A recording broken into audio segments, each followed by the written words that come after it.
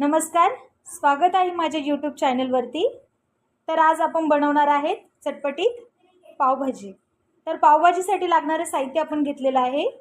त्याच्यामध्ये बटाटे घेतलेले आहेत 4 ते 5, त्याच्यानंतर एक गाजर घेतलेला आहे, 2 टोमॅटो आहेत, 2 कांदे आहेत, 4 शिमला मिरची आहेत। ॲक्च्युअली ते छोटे छोटे आहेत त्याच्यामुळे 4 लागणार आहेत आपल्याला। अर्धा फ्लावर आहे आणि वाटाणे हे फ्रोझन केलेले आहेत आणि लसूण आहे, त्याच्यानंतर अद्रक आहे आणि आपलं अमूलचं बटर आहे। तर आपण आता सुरुवात करतोय पावभाजी बनवण्यासाठी। सर्वप्रथम आपण सगळ्या भाज्या धुवून कापून घेतोय। सगळ्या भाज्या आपण कट करून घेतलेल्या आहेत आणि धुवून घेतलेल्या आहेत स्वच्छ। तर आपण हे आता एका कुकरमध्ये शिजायला घालणार आहोत।